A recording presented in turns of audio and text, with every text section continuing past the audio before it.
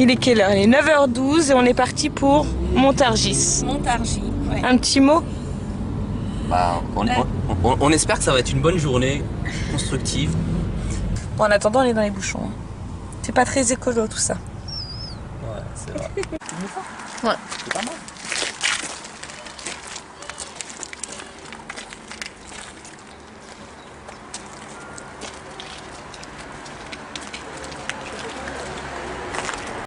Oui, donc c'est la plus vieille maison du monde.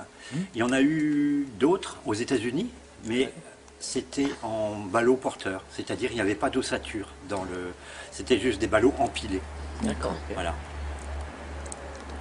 Et oui, en 1886 les premières. Juste après l'invention de la botteleuse. Voilà. La botteleuse, elle a été inventée en 1880 et en 86, ils se sont aperçus qu'on pouvait faire des maisons avec. Ils les ont enduits de chaque côté. C'était dans des régions où c'était des grandes plaines céréalières aux États-Unis, dans le centre des États-Unis. Hein, et il n'y avait pas de pierre, il n'y avait pas de bois. Donc voilà, ils se sont fait des maisons comme ça. Et elles existent encore. Hein. D'accord. Okay. Ouais, bah, pas toutes, hein, mais... on est ravis quand même de pouvoir visiter. Okay, on va commencer peut-être par la visite pour vous. Bah, on vient de loin hein, pour la voir quand même. Elle est très très connue hein, comme maison. Ah d'accord. Ouais. Bon. C'est parti. Je vous en prie. Merci. Entrez. Bienvenue dans la maison Feuillette. Merci. Merci. Et, effectivement, vous pouvez visiter cette maison. Ouais, c'est pas donc. Au contraire, ça vous a fait de la publicité, c'est pas grave. Oui.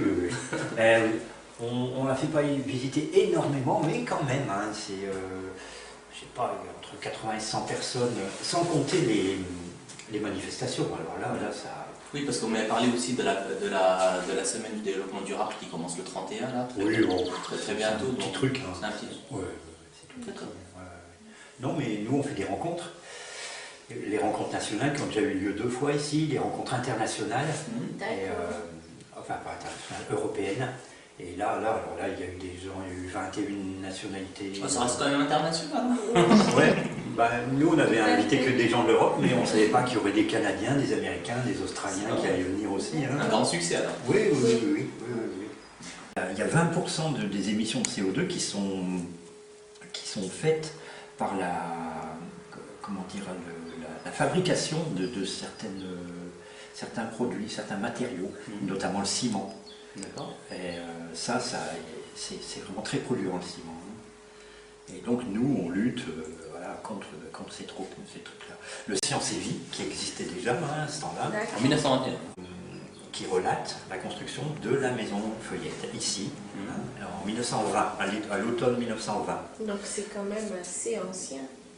Oui, la maison va bientôt avoir 100 ans, là. Hein. D'accord. 2020. Donc, il faut se replacer dans le cadre dans le contexte historique, oui. C'est 1920, c'est au sortir de la guerre 14. Il y a beaucoup de maisons qui ont été détruites. D'accord. Beaucoup d'ouvriers du bâtiment qui ont été tués et tout ça. Et Émile Feuillette a mis au point ce système, c'est-à-dire le système des potelets, on appelle ça des potelets, des échelles, quoi. Voilà, une structure. Et qui est en bois là. Là, c'est en bois. Oui. C'est du chêne et du peuplier, je crois. Chêne et peuplier. Et donc, et après, on fait un remplissage avec la paille, voilà. Pour isoler. Et donc, c'était une maison qui était fabriquée en moins de 3 mois et qui était, je ne sais plus, 25 ou 35% moins chère. 25% moins cher que les maisons conventionnelles.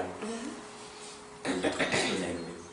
Et donc après, là cette maison, attendez voir, ce qui a été fait en premier, c'est ici, le hangar, ce que vous voyez dehors. Voilà. D'accord. Qu'on va bientôt rénover. Et pouvoir stocker la paille et les ballots de paille une fois qu'ils auraient été faits. Les ballots ont été fabriqués ici, hein, à l'entrée, dans la cour, parce qu'avant le terrain du voisin, ça appartenait à la maison ici. D'accord. Vous voyez ?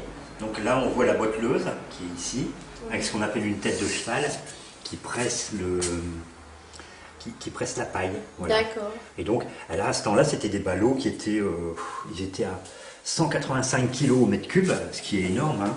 C'était tellement compressé qu'on était obligé de l'attacher avec du fil de fer. les bottes. Et donc, 2020, il y aura de nouvelles normes. Les maisons seront passives, c'est-à-dire qu'on ne chauffera même plus. Il n'y aura pas de système de chauffage. Elles produiront leur propre énergie. Oui, ce sera nous, ce sera l'ordinateur qui tourne, ce sera le réfrigérateur, la gazinière. C'est ça qui va faire le chauffage. Ça paraît un peu incroyable, mais nous, on dégage environ 100 à 150 watts de chaleur. Et donc, s'il y a 4 personnes, voilà, vous faites le compte, parce que la chaleur ne s'en va pas du tout, elle ne sort pas. Donc, forcément... on est chauffé automatiquement. Oui. Et d'ici en 2050, là, ça sera des maisons à énergie positive, c'est-à-dire qu'elles ne consommeront plus d'énergie, mais au contraire, elles en produiront. Il y aura un bénéfice en énergie. Voilà. Par des panneaux solaires, des petites éoliennes, où on trouvera mieux d'ici 2050. Déjà, en labo, on a trouvé des peintures qui captent la lumière et qui fabriquent de l'électricité. Donc, vous voyez, en 2050, je ne sais pas, mais ça sera... Complètement évolution. Ouais. Oh, je serai mort. On sera là. C'est pour jamais. Vous me raconterez. Oui, donc voilà. Une fois qu'on a mis les ballots, vous voyez, Oui. regardez, ils ont cloué du grillage, style grillage à poule, quoi. Et ils ont projeté un enduit à la chaux. Ah. Et avec une finition ciment. Un petit crétin. C'est les finitions qu'on voit à On l'extérieur. voit à Ouais, l'extérieur. voilà. Oui. Bon, c'est 2 Et sans mm de peinture. ciment. Comment? Et sans peinture. À l'extérieur? Du coup, Ah voilà. non, on peint pas. C'est la vie de Vierge qui peint. C'est incroyable finalement. Et la végétation là, qui vient recouvrir. Oui, bah, elle est belle hein, la maison quand il y a tout ça. Là, elle n'était pas terrible, hein, franchement. Bon. On a ouvert ce qu'on a appelé une fenêtre de vérité. D'accord. Voilà, un endroit pas aléatoire, mais pas loin. Il faut calculer à peu près les centimètres. Je connaissais les tailles des ballots parce qu'à l'étage on les voit. Et ça, c'est de la paille qui date ou ouais. C'est de la paille de 1900 voilà. 1920, oui. Ouais. Avec les liens en métal. Donc tout ça est d'origine et centenaire aussi. Ouais. Elle est encore belle. Hein. Mais oui, on dirait que ça a été mis là. Les bureaux du bas, ils sont loués. Hein. On les a loués au point Info Énergie. D'accord. Bon, c'est pas exceptionnel, hein, les pièces, mais... On sent le bois. Ouais, ça sent le bois. Oui, bah, il y a des meubles en palette et tout ça. C'est sympa. C'est votre pièce de formation ici? Non, c'est pas un loup. Non, c'est le point. Les bureaux du bas, ils sont loués. Hein. On les a loués au point Info Énergie. D'accord. Bon, c'est pas exceptionnel, hein, les pièces, mais... On sent le bois. Ouais, ça sent le bois. C'était une belle pièce, c'était mouluré, voilà, c'était des pièces tapissées, jusqu'à peu près à ça du plafond. Après, c'était de la peinture qui reprenait la couleur dominante de la tapisserie. Voilà. Là, on va aller... Voilà. La rentrée. Ici, on est dans le salon. D'accord. Dans le salon, bah, il y a Oui, il y a encore la cheminée. Oui, traditionnelle cheminée. Et qui fonctionne. Hein. Ah, d'accord. Mais là, vous voyez, la maison, la maison s'arrête là. La cuisine s'arrête ici, à peu près. Vous voyez, à l'extérieur. D'accord. Et derrière, il y a la chaufferie. C'est un truc qui a été rajouté, mais le conduit de cheminée sort directement dehors. Parce que la paille, le feu, sont pas copains. Hein. Puis même M. Feuillette avait, il avait certainement dû faire une étude de marché parce que il avait réponse au feu, à l'eau et aux petites bêtes. Voilà, il avait déjà... nous, à chaque fois qu'on va parler de la paille, tout ça, on nous dit « Ah ouais, mais les bêtes ne se mettent pas dedans. » Ou alors « Et le feu ?» À chaque fois, on y a droit. Donc, il n'y a pas de raison. Déjà en 1920, il y avait droit aussi. Et à chaque fois, il a fait ce qu'il fallait. Donc, vous voyez, le conduit sort direct par là. Et dans la cuisine, c'est pareil. Hein, le conduit est dehors. D'accord. Mais c'est chauffé un petit peu là, j'ai l'impression. Oui, c'est plus chaud. C'est à 19. D'accord. On ressent en tout cas. Ouais. Mais je crois que ce week-end, on va l'arrêter le chauffage parce que... Il fait meilleur en ce moment. D'abord, il n'y a personne.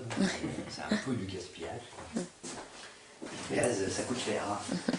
Hein. En détapissant, on a trouvé des petits croquis par-ci, par-là, vous voyez. Et ouais, je vous mettre une petite. Notamment un dessin. Là, alors là, comme je connaissais cette maison, je l'ai reconnue tout de suite. C'est la deuxième maison qu'il a fabriquée. Parce qu'il y a une deuxième maison feuillette en France. Hein. Elle a été fabriquée presque 1 an plus tard, vous voyez. Elle est à côté de Lille, à Mouveau. Et elle est toujours...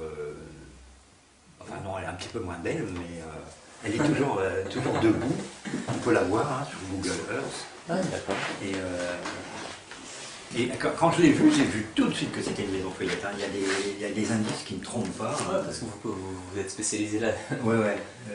Ben, il y a un détail C'est qui fait que je l'ai reconnu tout de suite. Voilà. C'est ce qu'on appelle des poteaux corniers, c'est aux angles, là, au coin. Voilà, je vous les montrerai devant. D'accord. Okay. Donc elle se trouve à Mouveau. Ouais, près de Lille. 169 rue Carnot, boulevard Carnot. Celle-là, elle n'est pas à visiter, elle doit être habitée. Oui, elle est habitée, mais non, les gens ils préfèrent pas la faire visiter, sinon alors, là, ça serait sans arrêt. Hein, sans arrêt. Ça y est, on a mis des toilettes sèches, on a montré aux gens un petit peu pour sensibiliser les gens au fait de, bon, quand on tire la chasse d'eau, voilà, ça fait bien. beaucoup de litres d'eau. Bon, même si les gens ne s'en servent pas, ben voilà, ils les ont sous le nez. Ouais. Oui, c'est visuel à la question. Et voilà, vous connaissez un peu les toilettes sèches? Oui, on en a déjà entendu parler. parler, oui. Voilà. Mais on n'a jamais expérimenté. Non plus. Et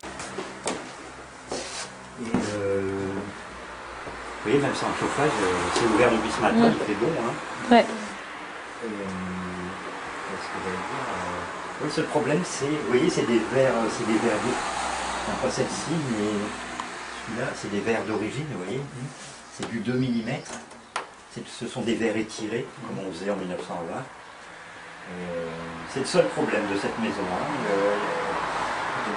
Le double vitrage qui est manquant. Et donc, ici, cette pièce, c'était la chambre de l'ex-femme de M. Feuillette. Parce qu'ils se sont séparés pendant le chantier. Il a dû en profiter pour prendre de l'argent. Il dit tiens, ça y est, je t'ai fait une chambre, maintenant je me casse. Il était associé avec son gendre, qui était marié avec sa fille. Et le gendre était charpentier. Donc ils se sont associés pour faire cette maison. Elle était au nom de son gendre, cette maison. Et donc, ouais, cette pièce, elle était dans les roses, dans les tons roses. Parce que, je veux dire, les gens ont retapissé au-dessus à chaque fois, hein, depuis 1920. Donc, nous, c'est bon, ça se fait pas normalement, mais ça nous a arrangé parce qu'on a retrouvé les tapis d'origine, tout ça. Et c'est pour ça qu'on savait quelle couleur c'était, quelle couleur dominante, jusque où c'était tapissé, voilà. Parce qu'on ne tapissait pas jusqu'en haut à ce temps-là, hein, c'était à peu près Jusqu'au la porte, jusqu'à la porte. Et il y avait un galon pour délimiter, et puis voilà, dans les roses. À côté, c'était la chambre de la fille de M. Feuillet, c'est notre bureau. Votre horloge est en carte? Oui. Ah, c'est top. Ah ben sur Facebook, je vois ça en même temps, je regarde. Ah ouais. Et vous avez vu, les aiguilles tournent à l'envers. Ah. Ouais, c'est marrant. C'est-à-dire qu'il est midi moins 25. 35. Ah, c'est original ça. Bah, bah, en plus, l'heure est marquée en dessous. Ah oui, il va être la nuit, oui. Oui, c'est une dame qui fait ça, elle les vend. C'est vrai? Ouais, c'est original. Ouais. Donc aussi donc ici, c'est votre bureau ici. Ouais, c'est de là que partent toutes les bonnes nouvelles et arrivent les bonnes nouvelles aussi. Il y en a Que une des qui bonnes est nouvelles. arrivée il n'y a pas longtemps. Oui, c'est vrai, on n'a que des bonnes des nouvelles. bonnes nouvelles. C'est vrai. La France, nous, le réseau français de la construction de paille et le Centre national de la construction de paille ici, Nous sommes pilotes pour un projet européen avec 5 autres pays d'Europe avec qui on collabore, qui ont aussi des réseaux de paille. Et, chacun à son niveau national. ouais. Et il y a aussi on a créé aussi le réseau européen de la paille. Et donc, voilà, on a fait un super dossier, tout ça, ça nous a pris des mois et des mois, ça a coûté cher aussi, hein, et beaucoup de bénévolat de la part de certaines personnes. Et donc, on est accepté au niveau européen, et on va comment dire, gérer un budget de 6 millions d'euros. Ah, c'est pas mal. Ah oui, C'est énorme, c'est très bien. Bon, les 6, c'est pas pour nous. Hein. On est 6, hein, donc... 1 million chacun. 1 million chacun, c'est bien. Et chaque pays va a un projet de construction. Et voilà. Et vous, votre projet ici en France? J'ai pas le droit de le dire. Ah, c'est pas d'accord. Et Waouh. On des gluten? C'est bon? comment? On des gluten, non? Non, c'est pas lui. Ça va aller. Alors, elles vont aller dans ce sens-là. Tu vois? Dans cet immeuble-là, ils payent moins de 20 € de charge par mois. Hein. Ah, c'est Moins de 20 bien. €. Oui. C'est top. Mais ça se construit de plus en plus, ce genre d'appartement. C'est-à-dire maintenant, grâce aux règles professionnelles qu'on a édictées, on est reconnu par les assureurs. Donc, les artisans peuvent avoir des assurances sur leurs travaux en paille. D'accord. Et nous, ce qu'on appelle une garde au sol. C'est-à-dire là, il y a 50 cm. Le bas du mur